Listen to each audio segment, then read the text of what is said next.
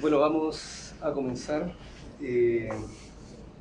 Parto por agradecer a todos, todas, todes por estar aquí en esta conferencia que nos va a dar Diego. Segundo, agradezco al programa Lengua, Romance y Literatura de la Universidad de Michigan por recibirnos aquí. Agradezco al profesor Sergio Villalobos Ruminot, que fue parte también de todo el proceso de organizar y de ayudarnos con la visita de Diego. Hay que agradecer también algunas instancias en Chile que son parte de los apoyos que tuvo Diego para poder venir en esta visita. A la Facultad de Artes de la Universidad de Chile y al Centro Interdisciplinario de Estudios en Filosofía y Artes y Humanidades, también de la Universidad de Chile. A la Facultad de Artes de la Universidad Academia Humanismo Cristiano de Santiago de Chile también, y a la Agencia Nacional de Investigación y Desarrollo de Chile, ANID. También les quiero mencionar que esta conferencia también para nosotros marca el comienzo de las actividades del Núcleo de Investigación en Estética, Política y Culturas Contemporáneas que estamos coordinando junto con Diego. Y nada, bueno, la conferencia que nos va a ofrecer se llama Arte Postcrítico, Reflexiones Estético-Políticas sobre el ocio, el cansancio y la pasión. Solo me resta leer una pequeña reseña sobre Diego para que sepan su trayectoria. Diego es docente e investigador de la Facultad de Artes de la Universidad de Chile y de la Facultad de Artes de la Universidad Academia Humanismo Cristiano de Chile también.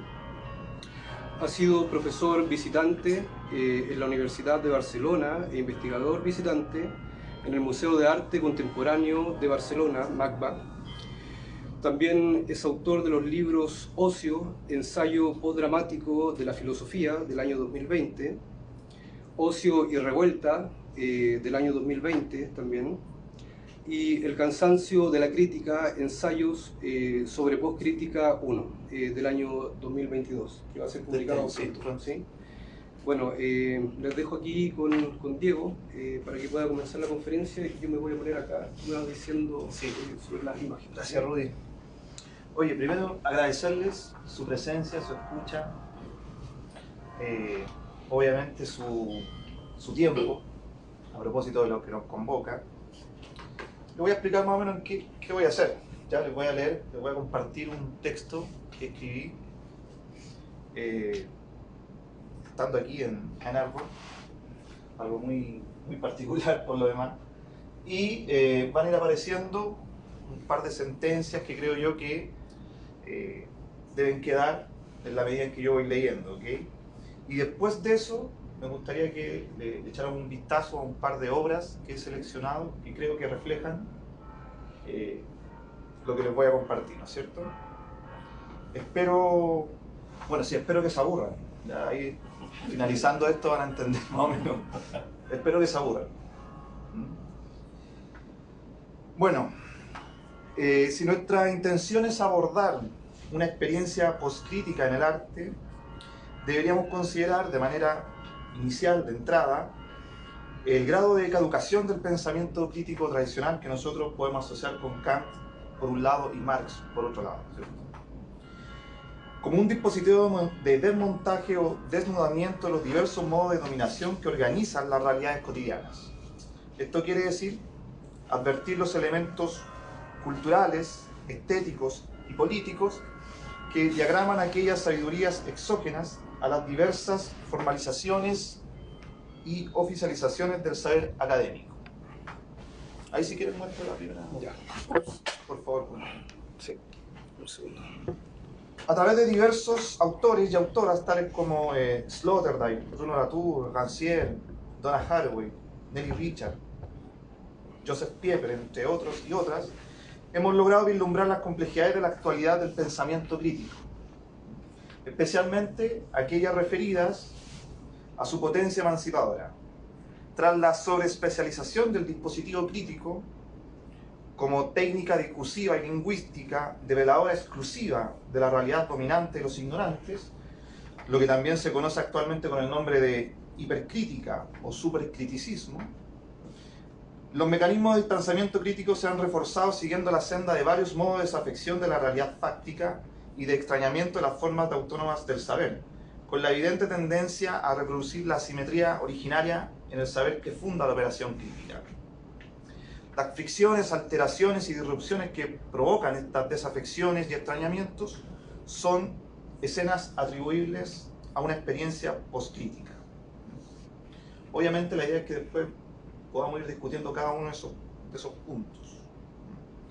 Esta experiencia postcrítica considera una revalorización del tiempo libre, orientado hacia la autonomía autopoiética de los individuos y sus saberes.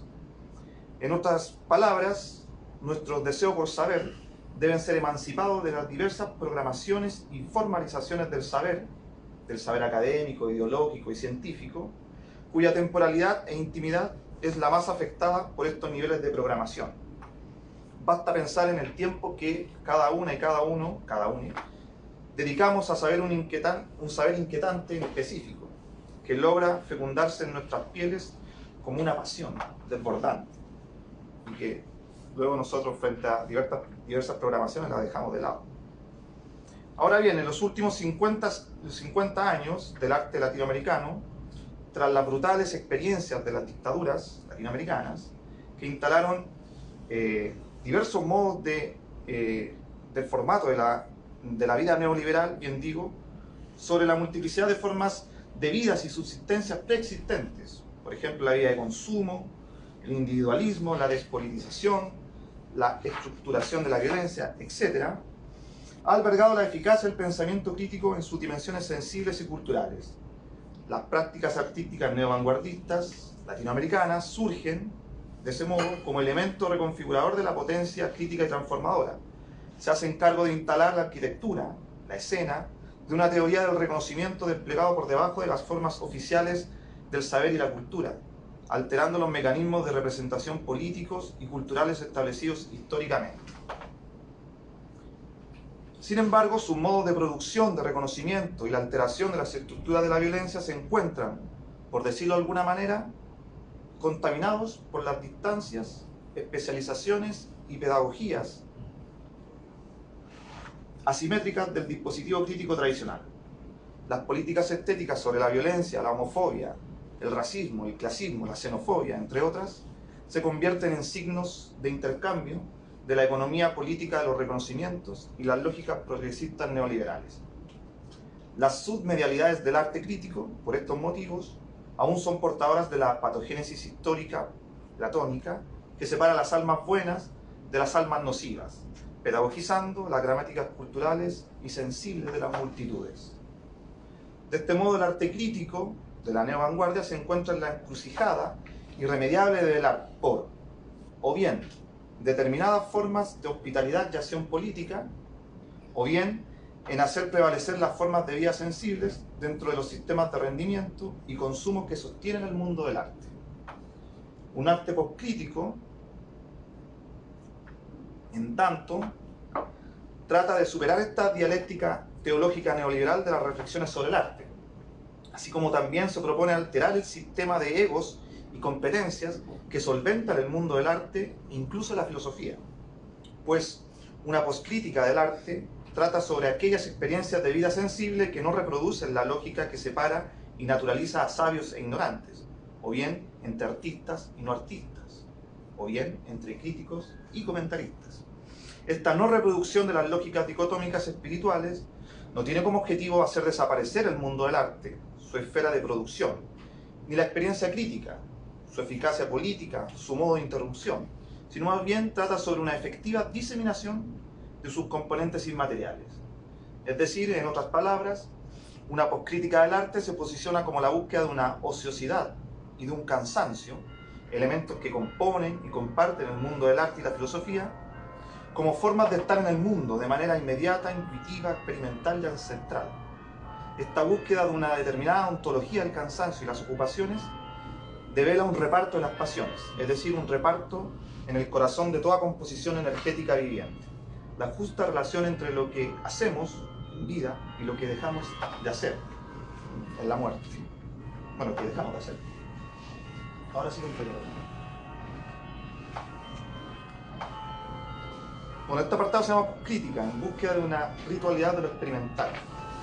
El primer movimiento que nos permite, en tanto, identificar una escena poscrítica es aquella que se desmarca de los elementos iluminadores y trascendentales que componían el actual crítico, sujeto tradicional.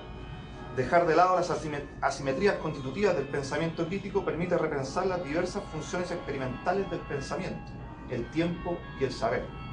No obstante, es necesario precisar lo que podemos entender o concebir cuando hacemos ilusión a una experiencia poscrítica.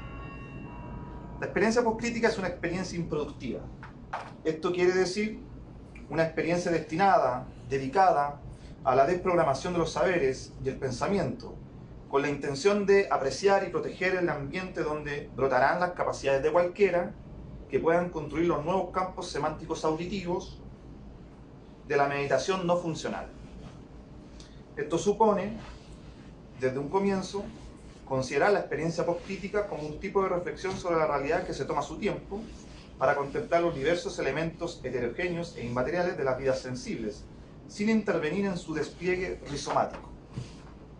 La tradición crítica, de ese modo, entra en colapso ante la evidencia de los cansancios corporales y conceptuales que se experimentan con las dinámicas temporales establecidas por el axioma capitalista de la vida, entendida como el elemento resultante de una vida energética y productiva. La psicopolítica de la hiperproducción que acompaña a la tradición crítica ha extirpado la posibilidad de crear un vínculo con los diversos saberes. Un saber se cultiva, necesita tiempo para fortalecerse. Conservar saberes no es distinto de la autoconservación vital. Una intimidad con la realidad perdura cuando existe un saber duradero que lo sostiene. Todo lo perdurable requiere de una repetición, de una ritualidad. De ahí que la poscrítica tenga como opción la secreción continua de los saberes, es decir, la no exposición de las intensidades vitales en espacios de consumo, intercambio mercantil o violencia simbólica. Estas lógicas de la innovación tienden a suprimir la ritualidad de los saberes. Es así como la poscrítica al mismo tiempo comporta la posibilidad del pensamiento entendido como una práctica de anudamiento y finalización del trabajo del entendimiento, dando paso al puro devenir poético del mismo. Es decir, todo juicio o todo pensamiento en determinados lugares se atasca y encuentra sus propias aporías poéticas. El pensamiento se vuelve festivo, poético y experimental precisamente en esos momentos en los cuales no tienen nada que hacer, es decir, en el punto en que se vuelve inútil, un espacio del consenso utilitario del conocimiento, para así abrir otros espacios rituales de la alteración. La poscrítica es el tiempo ocioso del juicio estético. Buen rendimiento. No, para nada. Sistemas de competencias, lógicas de la exposición, ecología y política de los egos. Ahora bien, se vuelven más consistentes estas reflexiones, lo que no quiere decir productivas, si colocamos atención al medio ambiente hostil que las envuelve. El mundo de las artes y las humanidades desafortunadamente han comenzado a habitar dentro de las lógicas de los sistemas de competencia. Un sistema de competencias es una organización de los cuerpos y los saberes, cuyas voluntades solo se enfocan en producir más. Esto quiere decir, que aquí hay una pequeña cita de Sloterdijk, alguien que funda su acción, su saber, su deseo y su voluntad en un capital subjetivo de competencias. Por tanto, un sistema de competencia no solo consiste en la diagramación maquínica de los cuerpos productivos, sino que, por defecto, también es el lugar de inscripción de las almas informáticas. Esto quiere decir que la totalidad de los sistemas de competencia tienen como elemento programador el domesticar los procesos creativos y los procedimientos reflexivos. Los sistemas de competencia son verdaderos criaderos de seres adaptativos y competentes, donde la lógica de la sobrevivencia opera como un campo de estrés y mediante una funcionalidad neuronal, incluso a niveles inmateriales, organizando las ocupaciones y percepciones de los individuos. La incubadora del sistema de competencia se traduce en un ecosistema capitalista de la vida productiva, que no diferencia entre un extractivismo de los recursos naturales y un extractivismo cognitivo, pues dentro de la lógica de los intercambios productivos del axioma capitalista, la vida espiritual e inmaterial se ha subsumido en los agotamientos de los cuerpos orgánicos y materiales. Vivimos la época donde el desgaste del alma, de los ánimos, de los afectos, del amor, se agota de manera similar a la carga de un celular o un trozo de cobre. La filosofía y el mundo del arte no se encuentran ajenos a estas lógicas. Las prácticas artísticas contemporáneas son verdaderos ecosistemas para la crianza de máquinas estéticas o máquinas sensibles. La práctica filosófica, como producción conceptual o organización del saber, se ha transformado en una plataforma cerrada, universal, del intercambio lingüístico especializado, haciendo proliferar los cuerpos programados de la verdadera inteligencia artificial. Podemos traducir la manera en cómo se conciben los sistemas de competencias en el mundo del arte y las prácticas artísticas a través de la instalación de una política de los egos. Una sistematización de los egos se vislumbra en dos dimensiones. Por un lado, una efectividad artística, una presencia bienal, una gestión cultural, una producción curatorial, y por otro lado, una performatividad de la imagen publicitaria, pues todo y todo artista necesita de una lógica que promueva su imagen como creador o creadora de contenido. Así el tiempo de la creación se agota en el tiempo mercancía de las obras de arte y las instalaciones de arte. Todo esto es posible gracias a una psicopolítica del arte que acompaña y reproduce la precariedad de los y las artistas, donde las lógicas axiomáticas del capital libidinal entran en juego. Esta psicopolítica del arte consiste en adoptar y adaptarse al autorrendimiento productivista de lo sensible, es decir, especialistas en el diseño de programaciones sensibles que se acoplan a la imaginación neoliberal y la producción metafísica de la cultura. Solo es posible este diseño si la hipermedialidad que lo produce programa las formas lúdicas y experimentales de las acciones humanas. La neoliberalización del arte, en ese caso, se traduce en la abstracción del momento creativo y la experiencia crítica. El arte neoliberal fagocita y omnivora experiencias de crisis. Se alimenta de los elementos culturales que descomponen lo social, para, de este modo, evidenciar la forma de trabajo que esconde el arte, es decir, su dimensión estrictamente operativa con la fragmentación, o bien, en cambio, su homogeneización experimental. En el mundo de la práctica filosófica, el sistema de competencia opera de manera similar, aunque posee distinciones. Podemos traducir los efectos del sistema de competencia como una suerte de administración de la autoconservación. Eso ocurre en la filosofía. Esta administración opera directamente sobre las diversas percepciones de las formas de vida.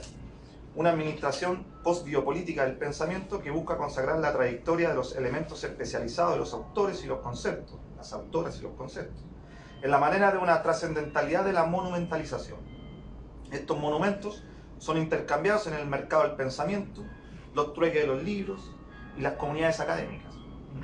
Sin embargo, esa búsqueda incesante por posicionarse como escultores de nuevos monumentos neutraliza completamente la dimensión metanoética de la filosofía, ¿sí? La capacidad de transformarse a través de la filosofía. Es decir, el espacio destinado a estimular las verdades cambiantes del sentir y del pensar. Se enfocan en extraer dichas naturalidades como productos inherentes a su práctica, cristalizando el destino metamórfico que toda vida posee. Finalmente, un sistema de competencia, como supondrán, caduca toda efectividad crítica, en tanto es necesario asociar la experiencia postcrítica con una ecología de los tiempos. Una ecología de este tipo busca reconducir la viabilidad de lo que un autor como Nick Land llamaba el tiempo basura, desarticular el sistema de egos y el sistema de autoconservación productivista para acelerar el mecanismo que privilegia los intervalos ociosos.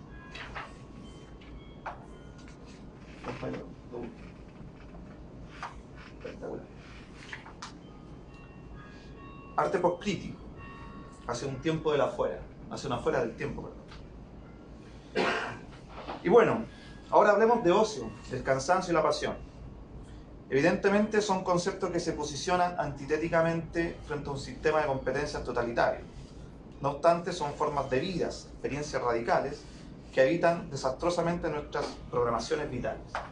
Cabe preguntarse en ese punto, ¿Cómo es posible el ocio en una época de la hiperproducción capitalista y de la axiomática neoliberal como forma de vida?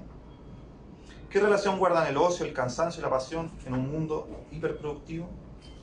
Tanto la filosofía como el arte adquieren mayor preponderancia ante un salto postcrítico. Ya, no. Prefería hablar de salto postcrítico en vez de giro postcrítico. Los giros ya como que me tienen vuelto loco. Esto implica desgastar ciertas apariencias en torno a los prospectos de un arte político que se benefició de los desajustes económicos culturales y de la violencia sacrificial de los cuerpos excluidos. Pero a su vez permite recrear el espacio ocioso e improductivo de los cuerpos. Una nueva atmósfera del arte se instala como elemento que busca liberar los deseos, reivindicar el homo ludens y desprogramar la experimentación. El arte y la filosofía se convierten en sistemas de incubación de tiempos liberados, es decir, de ecología de seres improductivos. Esa es la función futura, digo yo, ¿no es cierto? ¿Quién más? Nadie más. El arte y la filosofía entonces se convierten en incubación de seres improductivos. Por ocio, primero habría que entender el tiempo de uno, de una o de una. Es decir, el autoencorvamiento de un tiempo engendrado en lo compartido. El ocio no es el tiempo individualista, consumista y onanista que programa la axiomática capitalista, sino que es el tiempo donde la mismidad neoliberal entra en colapso existencial, exigiendo mi apertura incalculable, proponiendo un nuevo tipo de trascendentalidad postlaboral. Por cansancio habrá que comprender no solo los agotamientos fisionómicos que todo cuerpo viviente y sintiente experimenta, y a lo cual el cuerpo productivo se encuentra históricamente sometido. Ahí habría que echarle un vistazo a la obra de Paul Lafargue, ¿no? Con quien lo nombrábamos temprano. Derecho a la pereza. Emerge a la vez la posibilidad de comprender la forma de un cansancio cósmico. Esto quiere decir concebir todas las formas de ocupación como variaciones y distensiones inmersas en una corporalidad del tiempo. En este sentido, el tiempo no existe fenoménicamente. Lo que hay es un cuerpo ocupado, un tiempo del cuerpo. Todo tiempo del cuerpo establece una manera de cansarse, y esta premisa es el soporte de toda una historia de luchas políticas y reflexiones existencialistas. En ese caso, las luchas políticas no son más que reivindicaciones para autonomizar las maneras de agotarse, y las agonías existenciales no son más que letanías de un cuerpo ocupándose de sí mismo. Elegir en qué cansarse es el futuro de las luchas políticas y el pasado de toda pregunta existencial. Ahora bien, la pasión se escapa, siempre se escapa la pasión. Es incontrolable, es el afuera de todo tiempo, irreductible a toda composición, a toda música. La pasión es una herencia religiosa, habita en los sermones y escrituras sagradas. La pasión es la entrega absoluta hacia un tiempo liberado y, a la vez, es la condena de todo tiempo. La pasión es la seña del alma que indica un placer cooptado, señala nuestra entrega, nuestro eros. La autonomía subjetiva tambalea ante la presencia de la pasión. El eros conducente contribuye a una pasión que atraviesa la metafísica de la presencia y los esquemas culturales. Éxtasis, catarsis, embriaguez alimentan la potencia de la pasión. Descartes, por ejemplo, sintió la pasión, la comprendió y evidenció que todo progreso de la razón trata exclusivamente de neutralizar la pasión. La pasión debe abandonar el sitial fetichizado de la historia del arte, como un momento de la humanidad donde la escena más oscura de la caída humana se vuelve la más prolífera de las emociones.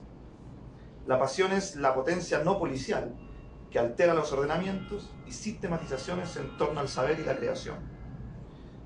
Por tanto, la pasión no puede ser solo pura entrega, ya que es susceptible de ser axiomatizada por la vida capitalista. Sentirse apasionado o apasionada por algo puede implicar cierta forma de rendimiento en una lógica capitalista. De modo que una deconstrucción de la pasión se concentraría en una radicalización de esa deconstrucción como forma lúdica de la crítica.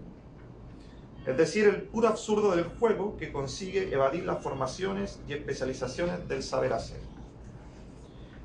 Ahora bien, la pasión no se escapa del padecimiento, y con esto finalizo. Esta paradoja implica repensar la función crítica, pues equivale a establecer que en toda risa placentera habita un devenir del sufrimiento. No obstante, la crítica se transforma, siguiendo esa pista, en una forma de padecimiento desapasionado. Padecer la crítica es equivalente a la sonrisa en el llanto, es decir, el esfuerzo constante por escuchar la felicidad en un lugar en el cual no está. La pasión es el puente de los mortales, es una referencia a Heidegger, obviamente. La pasión es el puente de los mortales hacia la liberación energética de cada uno y cada uno, cada uno. De ahí, por ejemplo, que el orgasmo, como lo señala Malagú, sea la energía liberada más improductiva y política que existe. La vida y la muerte se reúnen, así como la pasión se reencuentra con el padecimiento. La poscrítica, por último, es la pasión de un saber que hemos elegido padecer. Nadie nos salvará de ese padecimiento porque no existe ningún auxilio que lo evoque. Sí. No, pero mostremos. No, sin aplausos, como la ley de los aplausos. La ley más antigua, la ley de los aplausos.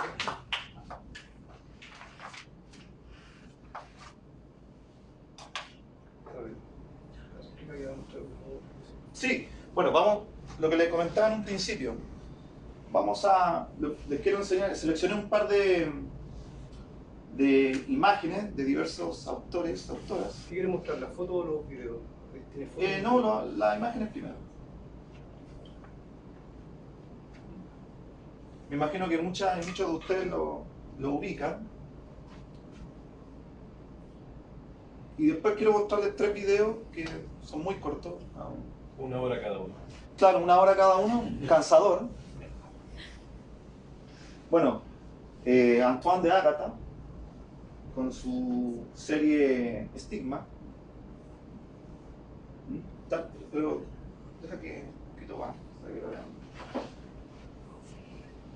Bueno, después Antoine de Ágata, tal como me lo hacía saber Rudy en estos días, ofreció la obra Virus, que es a propósito de una serie fotográfica sobre el coronavirus, que se fueron tomadas con infrarrojo en los hospitales. Ahora sí comprendo. Bueno, estas son imágenes de un artista chileno que se llama Samuel Ibarra. Se llama Neochamanismo de la Basura. Lo ubicas tú, ¿no es cierto? Un tipo muy agradable, muy simpático, y que hace una reconfiguración religiosa de la basura, es decir, no utiliza la basura como una reconfiguración crítica, o sea, para criticar el medio ambiente y el desecho ni nada de eso. No, lo que hace es reinstalar una religión por el objeto, por los desechos, a partir de una serie de prácticas budistas que él entiende y que uno en realidad no lo presencia nomás. Y esas son imágenes de esa obra. Lamentablemente no pudimos conseguir el video porque lo tiene... Ahí está, sí. Claro. De hecho, es un lugar muy cerca de donde vivo yo porque somos vecinos, se dice allá en Chile. Vivimos en la misma comuna, en el mismo sector de San Bernardo. Bueno, y así es San Bernardo, ¿no es cierto? Un poco desolador, pero bueno, existen tipos como Samuel que lo hacen ver de otra manera. Ahora sí, compañero. Bueno, estas son imágenes de la obra Pasión de Sam Taylor Good, una fotógrafa, directora británica, que hizo una serie de fotografías muy lindas, como las que también acompañan las diapositivas, que después se las voy a enseñar igual, que se llaman Soliloquio. Y claro, el problema es que en algún momento ella tuvo que rendirse al mercado y fue cuando dirigió la película, ¿cómo se llama? 50 sombras de Grey. Ella es la directora de esa película. Nada menos. Claro, claro, ella no hizo más el tipo de arte que estamos viendo, ¿no es cierto? Bueno, eso también es un fotograma de algo que les voy a mostrar enseguida en video, en formato de video. Bueno, ahí está, claro, ahí está también Samuel con su crítica, crisis, ¿cierto? A propósito de la época de pandemia. Y ahí estas son imágenes de también de St. Petersburg, se llama Solidov. Son escenas del cansancio, del ocio.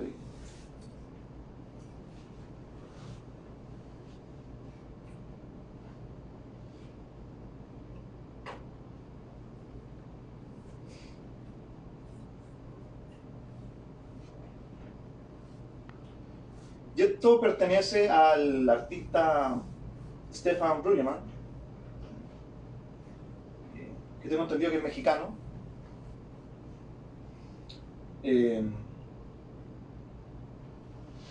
Con esta obra que se llama Timeless,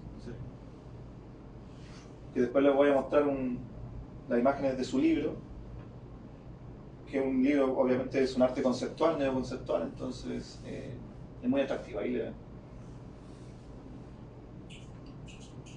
¿Quieres otro video? Sí, por favor.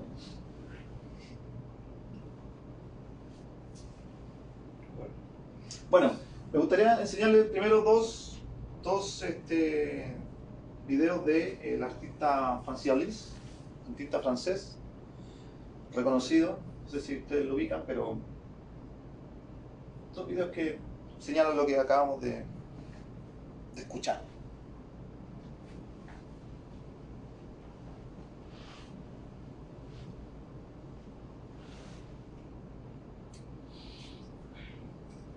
Fue realizado en México, si no me equivoco.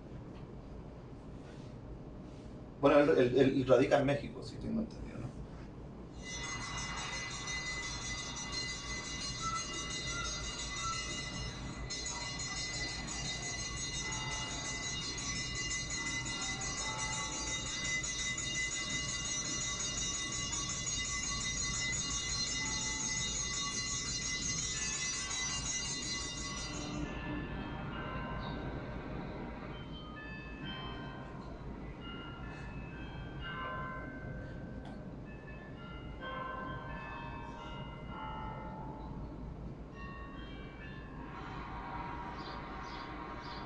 Esto dura hasta que se deshace todo el hielo, ¿no? Exacto, sí. Así que si quieren pueden ir con un café, algo así. Sí.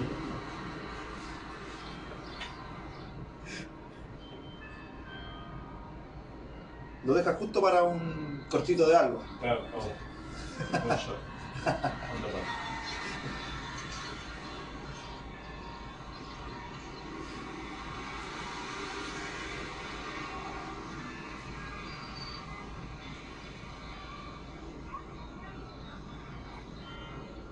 Bueno, ¿podemos ver el otro? ¿Sí?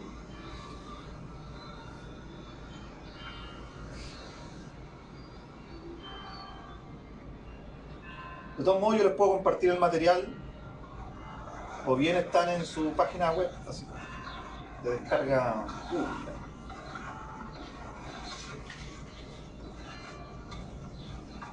El otro es más cansador. ¿De más casual? Sí, Este es la sed. claro.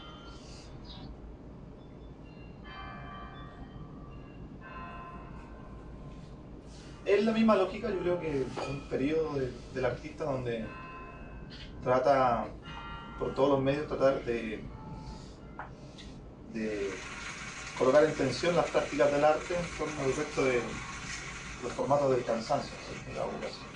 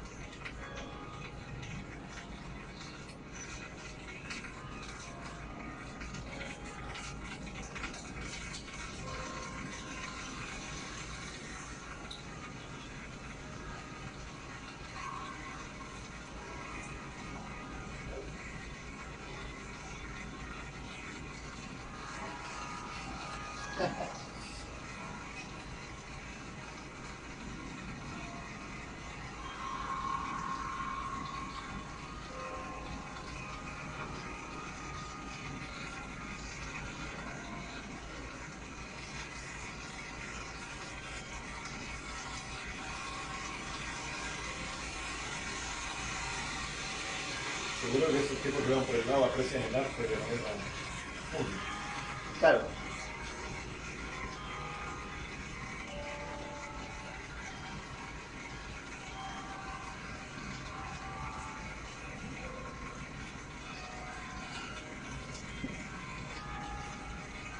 Veamos el otro, ¿no? El otro,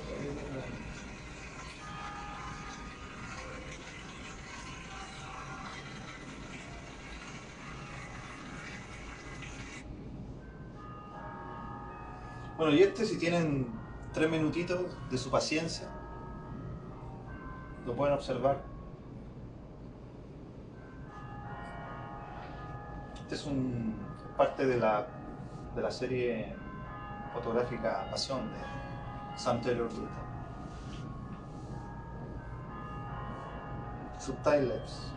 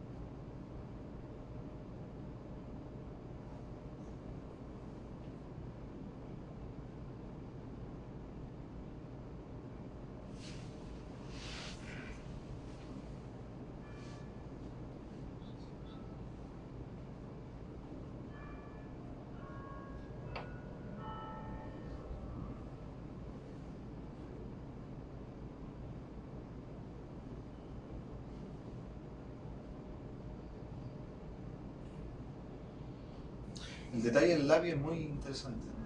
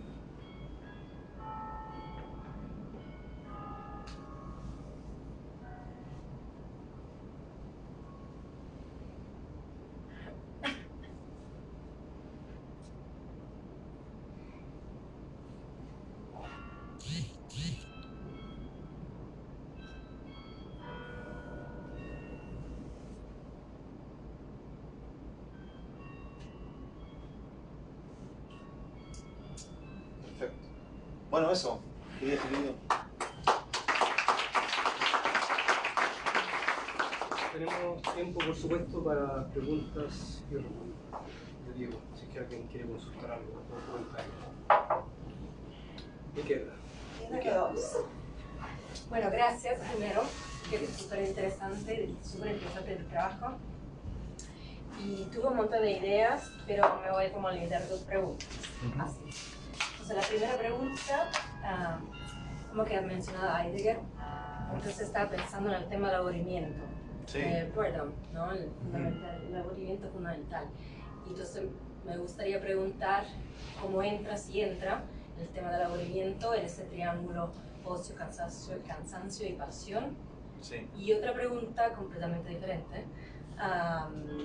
Pensé con estos videos precisamente al tema del cine lento, slow cine. Sí. En el sentido que pienso en autores como, o películas como Lucrecia Martel, Sama, pienso en Alessandro Alonso, pienso también a México Reinaga, Post-Tenebra Luz, este tipo de cine que de alguna forma trata los tres temas como ocio, cansancio, pasión, pero se trata ya de un cine como institucionalizado, ¿no? Como existe como tipo de género. Entonces, como tú lo lees en términos de, ¿no?, propuesta como tanto artística que como cinematográfica. Claro. Ok. Voy, no sé si alguien más tiene, o voy... Mejor, sí. No, el tema del aburrimiento, el concepto del aburrimiento atraviesa toda esta trilogía, podríamos decir. No está excluida de ella, es una cuestión más bien estratégica. Lo que pasa es que también se encuentra como concepto ya dentro de una lógica de debate y discusiones. Es el concepto más relevante del último Heidegger, por ejemplo. Transmeditación, serenidad y todo eso. Entonces, yo me atrevería a decir que el aburrimiento, el hastío, son los dos elementos que permiten repensar una política del mientras en Heidegger. Una forma de la espera que se supone que es el umbral que tiene que atravesar todo proceso de autenticidad e inautenticidad. Cuando Heidegger habla sobre la caída, por ejemplo, yo creo que tiene que ver con atravesar el umbral del aburrimiento, básicamente. Eso. Y obviamente que Heidegger es muy ocioso. Pensó esos elementos de manera superlativa. Pero hizo una reconversión anímica sobre el aburrimiento. Un proceso creativo en el mismo desarrollo filosófico. Entonces la autenticidad es la superación del aburrimiento, pero también es la reconversión energética del Dasein, que es una cuestión completamente distinta. El Dasein es una tipografía, un personaje, un teatro filosófico, un filosófico, así era Foucault, ¿verdad? Sí. Eso. Y claro, con respecto al slow cinema, mira, yo en realidad soy bastante ignorante con el cine, pero hay un autor que me hace mucho más sentido en el tratamiento del tiempo, el aburrimiento y el cansancio, que es Béla Tarr, Sí. con sus películas de 7 horas, el Satantango, donde tenemos 35... ¿Ah? Tango Furioso. Tango Furioso. Tenemos 35 minutos de escenas donde lo que hay es tratamiento del tiempo y del cine, ¿no es cierto? Pero claro, creo que la tendencia hoy en día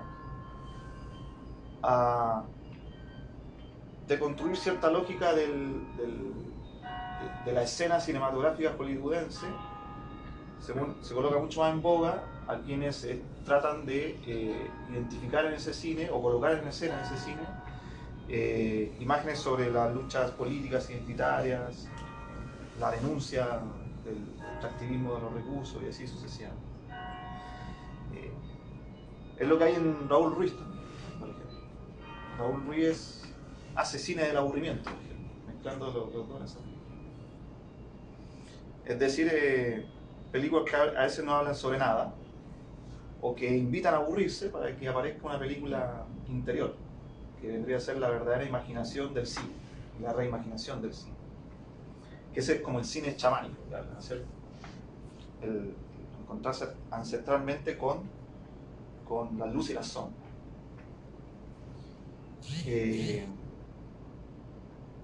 Eso, pero claro, habría que repensar ese grado de institucionalización del cine respecto a ciertas temáticas, que corresponde precisamente lo que no sería una experiencia postcrítica en el cine. Por ejemplo, el mismo Ruiz se institucionaliza como un modo de producir cine hoy en día y de estudio, de reflexiones sobre eso. No, pero yo diría que no es que se institucionalice, sino que se neutraliza. También. La economía de prestigio que constituye el cine, digamos, ¿no? Porque el cine no es solo el proceso productivo de la película, sino claro, toda la superestructura cultural, institucional. Y visual. ¿Sí? Estos directores, ¿no? Belatar, Tarkovsky, Kiarostami, los verdaderos precursores de lo que llamamos slow cinema, ¿no? Claro.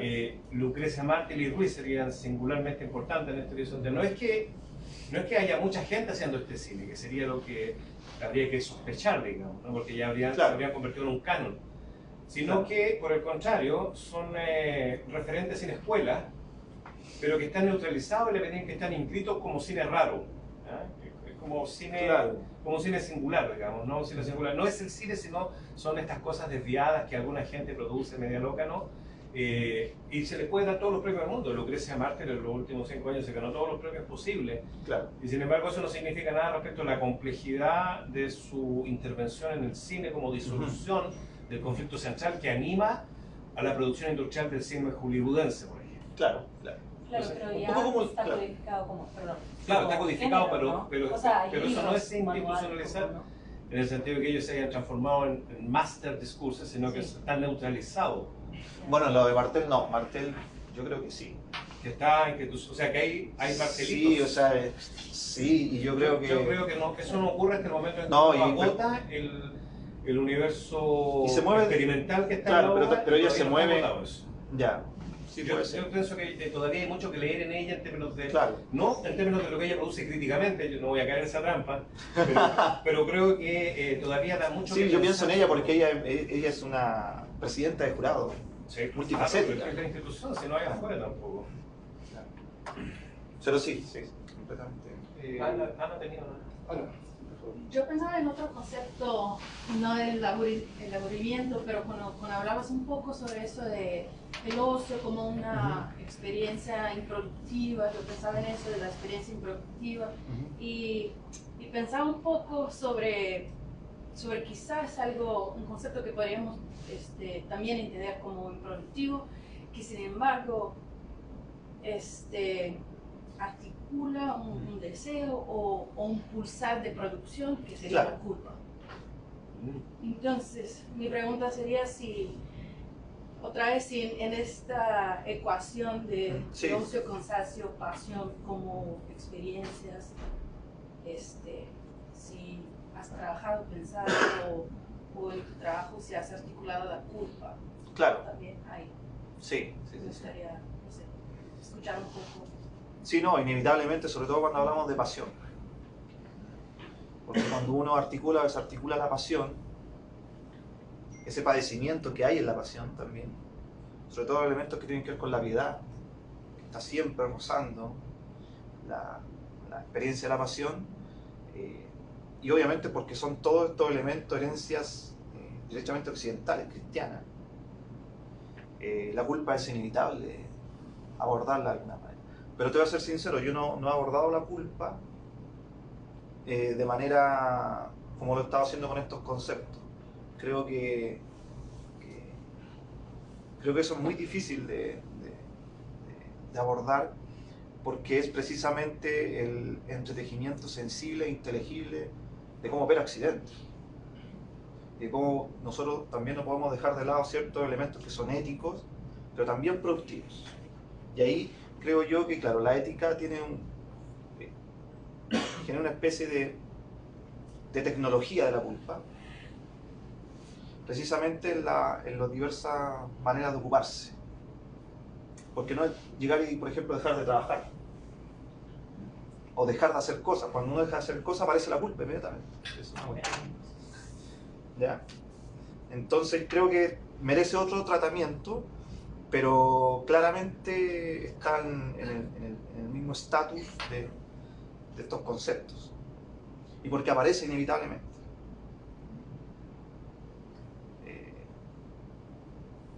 Entonces pensemos en la reforma o en la contrarreforma. Fueron grandes discusiones sobre cómo es que hacemos con la culpa. Te podría yo hacer una pregunta sobre eso mismo sin hablar por ti, ¿no? Sino Claro. Pensando A propósito. A propósito de la culpa, no quiero ser culpable, ¿no? Pero tú piensas que en el escenario post-crítico de una existencia confrontada consigo misma, en esta especie de ociosidad, claro, sí. ¿hay superación de la culpa o no? Yo espero que sí. Yo lo que temo es que ahí tenemos dos conceptos distintos de culpa. Uno es el concepto teológico-político de culpa, ¿cierto? Que habría que sacarse de encima, pero la culpa también es precisamente la relación al otro. Claro. Y también tiene una función de interrumpir la pretensión de plenitud. Claro. Entonces, el sujeto ocioso tampoco puede ser un sujeto en el sentido filosófico moderno. Claro, exacto. Por tanto, la culpa tiene otra función. Ahí en ese caso, por ejemplo, una pista sería, el ocio no es un momento estrictamente individualista. Eso. Por ende, es un momento de reunión el ocio. Que es, claro, uno tiende a ver con una intensidad individualista porque yo puedo estar en cualquier espacio del mundo. Claro, lo ves desde la culpa ya. Claro, pero yo estoy reunido con todo esto. Ese es un momento de ocio. Estos son mis seres que me habitan. Uno puede decir, bueno, pero eso está fetichizado, completamente individualista. Pero el arte, por ejemplo, el artista trabaja así, no trabaja de otra manera. Trabaja en equipo también con otros seres humanos. Pero aquí la idea del ocio es superar la idea del humano. Es una cuestión poshumana en ese caso. Y lo que hace es precisamente generar otro tipo de relaciones con seres. Ahí entra mucho, pero no quiero olvidar lo de esta otra percepción de la culpa. Ahí entra mucho en relación las filosofías, por ejemplo, del nuevo realismo hoy en día, que tienen una nueva relación con los objetos. Entonces, esa nueva relación con los objetos también yo creo que exprime un tanto, la culpa. Pero estoy pensando en una deconstrucción del cristianismo, por ejemplo, como plantea Nancy, y ahí es mucho más complejo. Sí, claro, pero la deconstrucción del cristianismo implica la deconstrucción de la culpa teológico-política. Claro, sí. No de la culpa como social bond, como vínculos. Claro, sí. Sí. Bueno, hay que ocuparse de eso. ¿Gustavo? Tengo una preguntita cronológica. Gustavo. Sí. No te vi. Escúchame, ¿cuándo es lo de la barra de hielo? Del 97. ¿De qué año? 97. Ajá. ¿Sabes por qué? Porque un performer argentino que se llamaba Martín Caradagian, en el año 71 o 72 tenía un personaje absolutamente absurdo y arbitrario. Declaró que era un performer de wrestling o de catch, ¿no? Ya. Era como el wrestling americano. Y se llamaba El Hombre de la Barra de Hielo. Y lo que hacía era pasearse por el ringside con una barra de hielo y se iba. Y con el tiempo le hicieron una canción que se llama, de manera bastante previsible, El Hombre de la Barra de Hielo. Y entonces, yo te quería preguntar porque es una idea que a mí me acompaña desde la niñez. Ya. Tipo, ese absurdo de una barra de hielo irrumpiendo en un ambiente en donde aparentemente no sabes para qué se la necesita. Esto te estoy hablando hace 25 años antes. Ya. Es más leve, ¿no? Y aparte del mismo hielo. Vos sabés que si es del glaciar dura más. Claro, pero yo me pregunto dónde está lo que queda, digamos.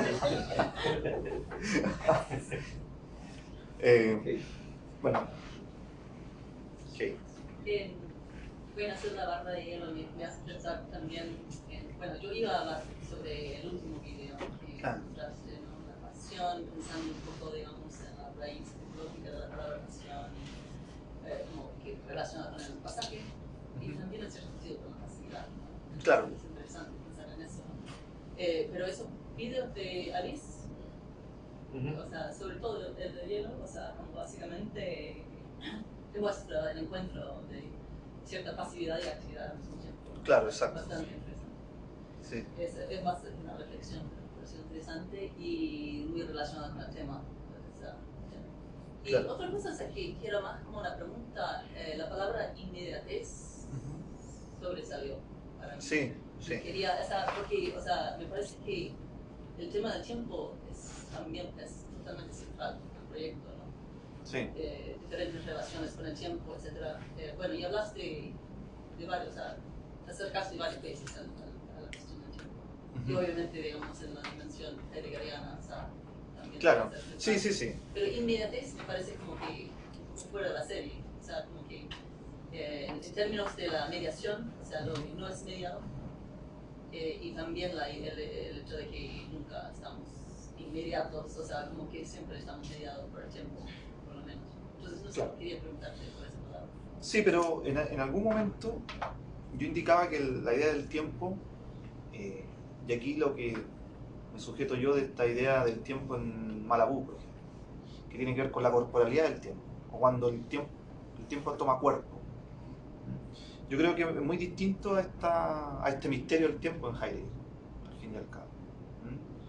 Y esa relación del tiempo con el cuerpo, que es la funcionalidad plástica en el fondo, o la disfunción plástica, mejor dicho, me permite a mí comprender esa idea de la inmediatez.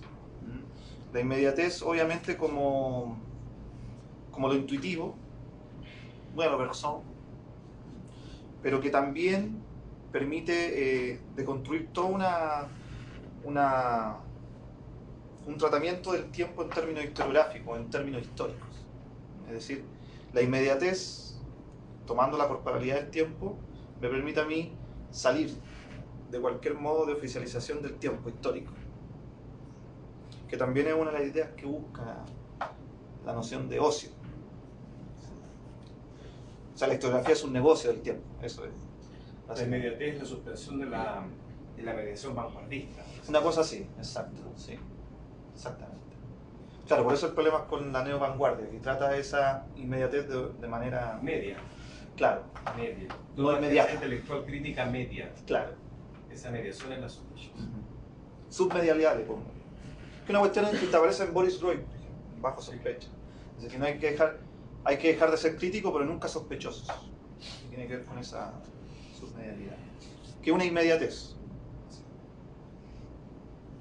Sí, es complejo porque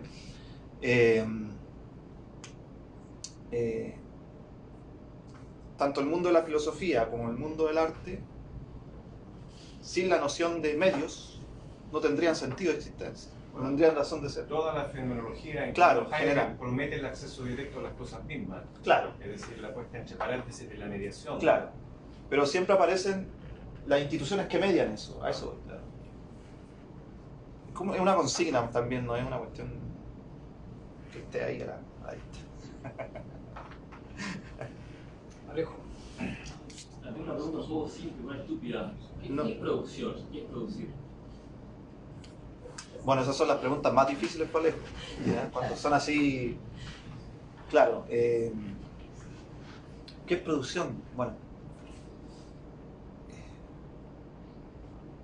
claro, lo que pasa es que el contraste aquí o la tensión es entre tratar de observar un grado de productividad en la improductividad. Ahora, la improductividad aparece como una imagen que es producto del intercambio de elementos industriales y mercantiles, que por ejemplo es lo que advirtió Marx, ¿ya? Pero que por otra parte Paul Leffer le decía, bueno, ya basta con el análisis de las mercancías, con el análisis de la producción y preocupémonos de estos seres humanos que no le están quedando tiempo para su improductividad. Pero esa improductividad, por ejemplo, un tipo como Rancière arma todo un libro, como La noche de los proletarios, y se vuelve entonces una nueva escena de productividad. Entonces, producción hay en todos lados, podríamos decir. El problema es que se divide entre elementos improductivos, porque no son productivos para un programa, o bien son productivos porque generan autonomía en esa producción. Pero en esa pasividad que estamos comentando, en esa contemplación, hay grados de producción. Ahora, a nivel de imaginación y de fantasía, es fascinante lo que dice, por ejemplo, Marcus Gabriel sobre la recuperación de los elementos imaginativos y fantásticos como algo que realmente existe. Nosotros creemos que la imaginación y la fantasía no existen porque no están materializadas, no están producidas. Pero sí existen y son reales. Y por ende son productos. Lo que pasa es que son productos inmateriales. Entonces nosotros tendemos a asociar producción con materialidad. Eso. Bueno, quedó igual, quedamos igual, ¿no es cierto? Sí. Pero entonces a requerir una noción de producción no codificada, no formalizada, sería una fuente emancipatoria. Sí, a mi parecer sí. Entonces el problema es con la producción que es capturada, Claro. formalizada.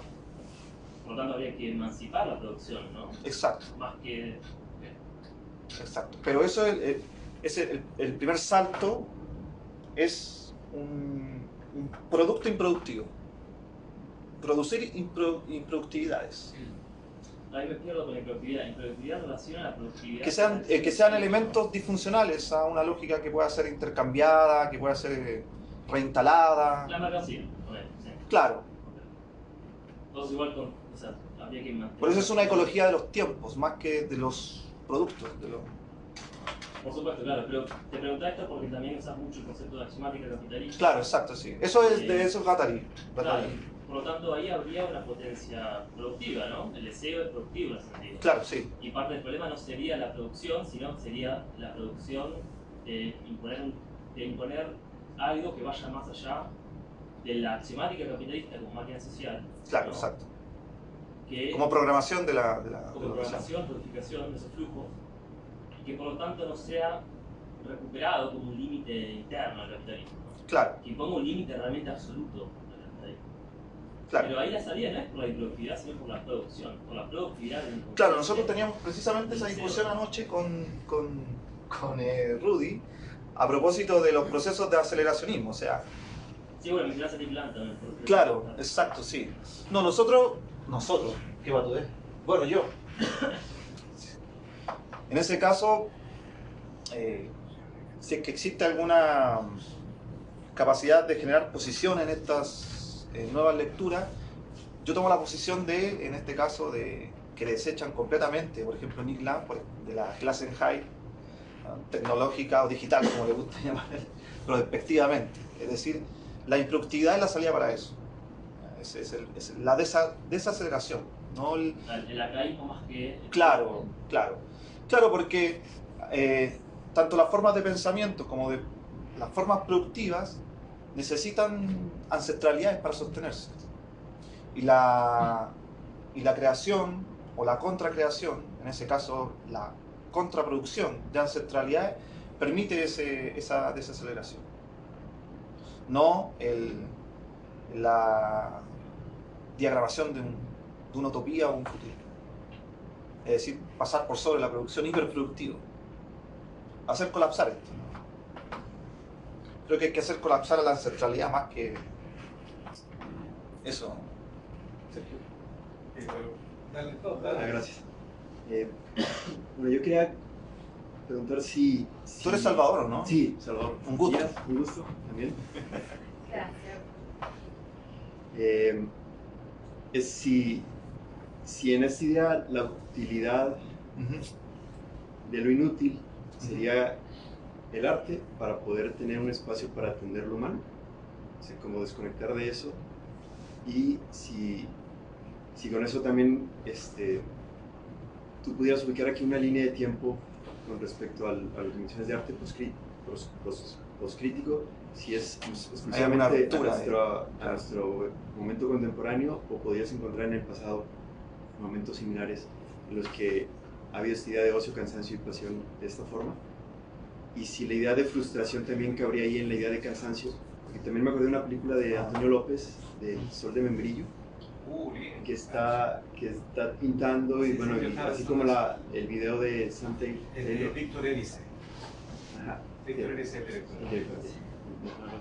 No lo recordaba, pero me recordó esa imagen, ¿no? del video de Sam Taylor, porque es a lo mejor un poco lo mismo, aunque aquí él sí está con la idea de, bueno, ahora se colgó la rama, está madurando, se está pudriendo.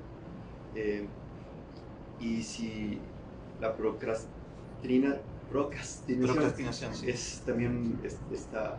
Sí.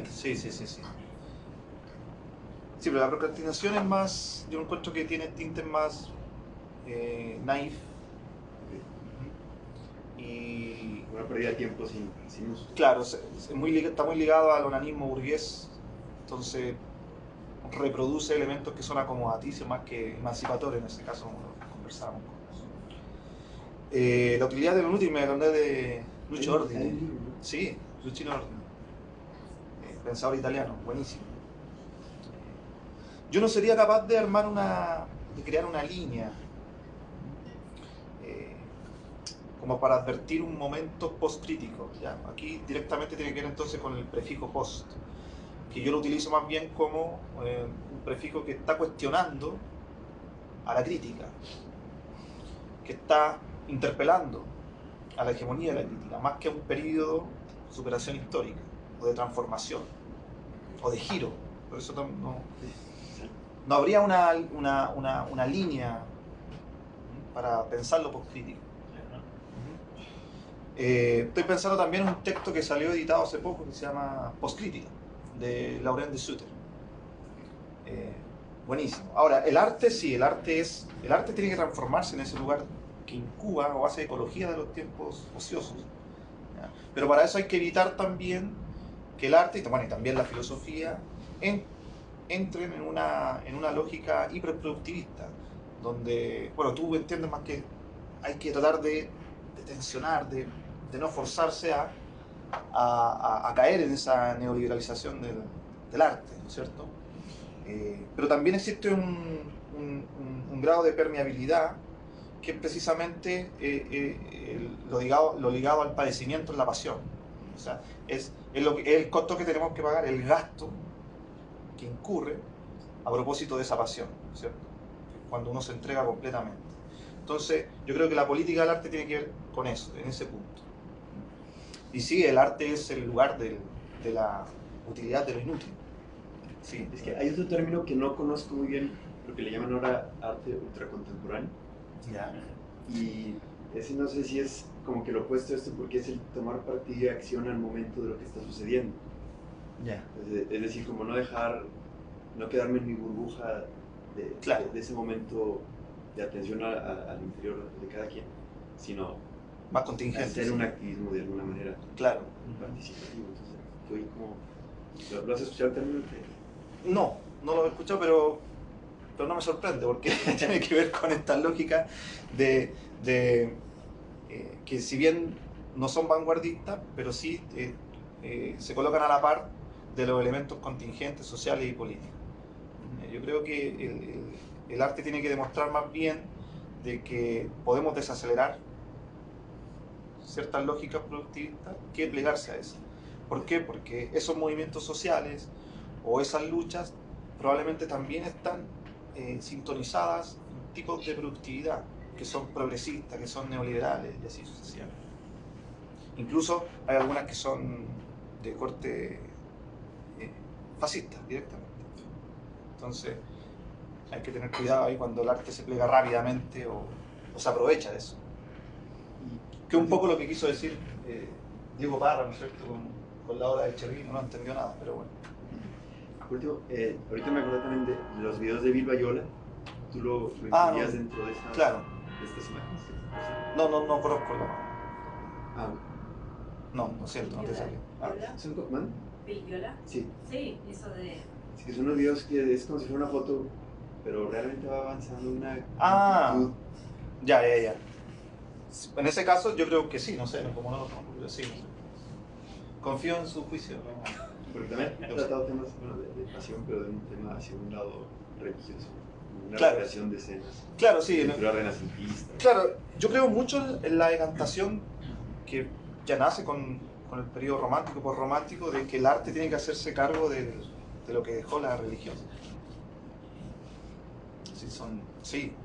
Bueno, todos esos elementos de la curaduría, del curar, del cuidar y de la salvación, por ejemplo, yo lo analizo mucho en la obra de Nelly Richard, con la escena avanzada.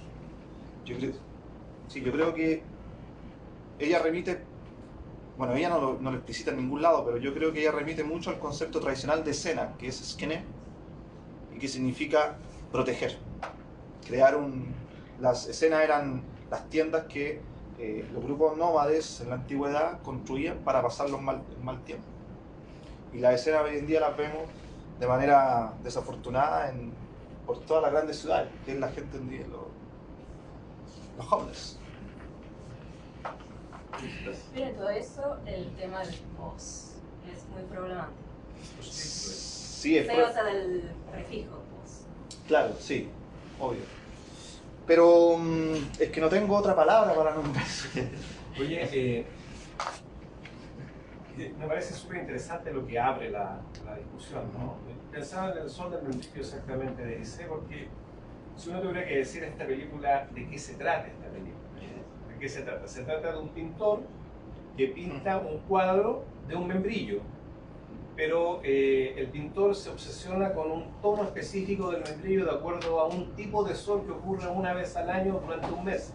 Entonces, durante un mes el tipo pinta el membrillo y sin embargo cuando está a punto de terminar el sol se ha ido y por tanto renuncia a pintarlo, ¿no? O sea, claro, destruye la mímesis, por así decirlo, ¿no? Y entonces es una película sobre nada, es una película que interrumpe la transformación de la poesía en una praxis objetual, digamos. Y claro, pensaba en la figura de la moneda falsa también, ¿no? Ese famoso cuento de Baudelaire que Derrida toma, a propósito de este tipo que quiere hacer dos cosas, ¿no? Quiere dar una propina, quiere dar una limosna, digamos, por 2-0, pero a la vez no quiere perder dinero. Entonces quiere hacer las dos cosas, ¿no? Dar dinero y no perder dinero. Y la solución que encuentra es que le da una moneda falsa, ¿no? Entonces, claro, es la lógica capitalista. Ahí constituye el acto caritativo, pero no deja de sin embargo, lo que no puede evitar es que la moneda falsa circule. Lo que interrumpe no es la circulación, sino el intercambio. Lo que interrumpe es el intercambio, ¿no? Es la lógica del don. El don no es un exceso con respecto al intercambio, sino su interrupción, ¿no? Claro. ¿Verdad? Y pensaba también, por supuesto, que Alejo tiene un tema que me parece un eje, ¿no? La pregunta por la producción, que es la pregunta por la poiesis, ¿no? Que es la pregunta por la poiesis, es la pregunta por la imaginación, ¿no? El pensamiento negro contemporáneo, por ejemplo, piensa la cuestión de la poiesis negra como imaginación que rompe con todo catastrofismo autorreferencial occidental, digamos. Claro. Mientras los occidentales estamos al fin de la historia, el pensamiento negro sigue pensando la apertura de horizontes del esclavo en el barco que cruza el Atlántico, digamos, y por tanto no se le puede seducir por la crisis de la ciencia europea o con la decadencia de Occidente, ¿sí? Ya la catástrofe le ocurrió 1000 años atrás, digamos. Exacto, sí. Entonces, pienso que ahí es interesante tomar fuertemente la cuestión de la producción e interrogarla, porque hay un nivel antropológico peligroso que es el productivismo del deseo, que es el vitalismo reciclado infinitamente. Pero hay otro lugar que sí compete y que tiene que ver con esta forma de la producción afirmativa de vida. En Marx, la producción no es solo producción apropiada o producción enajenada, sino también es producción material de la vida. Y esa segunda dimensión me parece a mí interesante. Y lo último, digo yo, abro tu pregunta, no son comentarios porque me parece muy importante, ¿no? Claro, pero me parece que la pertinencia del concepto post-crítico, que a mí también me molesta el concepto post, tiene que ver estrictamente con el agotamiento institucional de una determinada forma de pararse frente a la experiencia, sea esta estética, política, histórica, ¿no? Claro. Es decir, en este sentido, podríamos decirlo un poco agresivamente, se trata de una práctica post-universitaria, en la medida en que la universidad está subsumida a la lógica de la competencia, ¿no? Ya, en ese horizonte, y entendiendo que esta lógica de la competencia se radicaliza con el neoliberalismo, con las competencias individuales, con el narcisismo de la obra, del currículum y de la carrera académica, etcétera, etcétera, etcétera, a mí me parecía interesante, ¿no? Que tú usaste una palabra que me parece central, que es la de programación, desprogramación. Claro. Desprogramación, en referencia a Sloterdijk y a Rancière, ¿no? Claro. A la suspensión de la división entre experto y pueblo. La desprogramación. Por eso no es que de repente, de los años 80-90, empezó a existir otra escena de arte post-crítico, sino tal vez el arte no es sino el lugar donde la tensión entre productividad, ¿cierto?, y ocio productivo siempre ha estado inscrita. Siempre está inscrita. Para terminar con un ejemplo, ¿no? 1961 PM, un documental sobre cuerpos danzantes en la noche de La Habana, que no tiene nada del otro mundo, es un documental de 5 minutos, 8 minutos, ¿no? De cuerpos danzantes en La Habana, que el Estado revolucionario recién constituido reprime. ¿Por qué reprime? Porque está ajeno a la programación del hombre nuevo, del nuevo periodo comunista que se está instaurando, y de la ética del militante, etc. Guillén Ladrián, el cinema de Guillén Ladrián, ¿cómo se llama este crítico puertorriqueño maravilloso, amigo tuyo? Julio Ramos tiene un análisis maravilloso sobre el cine de Guillén Ladrián como desprogramación, por eso me llama la atención que el concepto, ¿no? El cine de Guillén Ladrián no es nuevo, es un cine que tiene 40 años, que está siendo ahora discutido, etc. Pero claro, desprogramación de lo sensible, ¿no? O las dudas existenciales que plantea Memorias del Subdesarrollo, para quedarme en Cuba nomás, ¿no? Claro. De Gutiérrez Galea, ¿no? La figura de la duda existencial, ¿cierto? De este intelectual de clase media que leído desde la izquierda es un pequeño burgués con duda, pero que pensado desde este horizonte no es sino aquel que está luchando contra la programación, ¿ya? Que no es sino la performatividad de una verdad de Estado, por así decirlo. Claro. Entonces, me parece que, claro, que esto es más o menos lo que está en juego para nosotros. Sí, yo me atrevería a decir que en ese caso la poscrítica ha habitado siempre las formas de organizar la producción en Occidente, todo siempre. Una cuestión que está, bueno, todos estos autores que tú nombraste también parten con la República, por ejemplo, en Platón, analizando lo mismo, y esa conclusión es suficiente como para extenderla hasta hoy en día. Claro, yo soy muy afirmativo con el concepto, por ejemplo, de autopoiesis, que es, de repente no es tan acorde a lo que estamos discutiendo, pero es muy, muy relevante como proceso de autoproducción, pero no solo humana, sino que poshumana, sino en relación con esa forma, claro, modulares de reunirse con otros, con estas cosas, con los objetos y así sucesivamente. Y yo para mí, claro, en ese sentido el post es complejo. Yo no tengo otro nombre para decir esa cuestión que está siempre agotándose.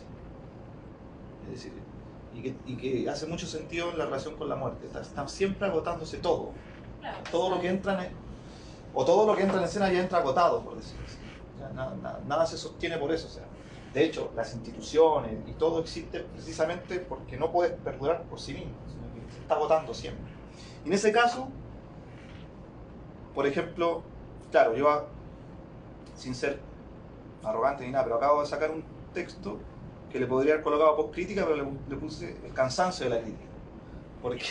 Porque relaciono el post con los agotamientos. Por ejemplo, el agotamiento de la modernidad podría ser lo que evidenció Lyotard, con postmodernidad. Y bueno, después viene un David Harvey, por ejemplo, y dice, bueno, ojo, que esto es la reconfiguración también del capitalismo. Bueno, porque ahí le está imprimiendo una inyección energética, y así sucesivamente. Los conceptos para mí funcionan como funcionan los cuerpos. O sea, a través de energía se sostienen así. Y como uno lo va dando vueltas en los circuitos son eso también. Y cuando ya nadie lo pesca, se agota. Desaparece. Sí, creo yo. ¿Alguna otra pregunta? Tenemos unos minutos más. No, para más. Parejo. Una pregunta sobre un ejemplo que tengo muy presente, que es Einstein sentado en la oficina de propiedad privada, básicamente suiza, imaginándose un montón de experimentos imaginándose la curva. Dunking experiments sobre el tiempo, ¿no?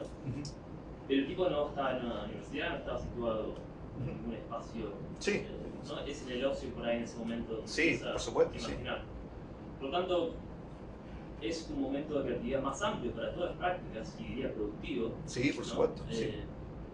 Para todas prácticas, no solamente las sí. prácticas artísticas. ¿Estaría de acuerdo con esa? Sí, por supuesto. O Newton observando los jardines de ¿qué universidad era? Cambridge, ¿no? Cambridge. La manzana, sí. Sí.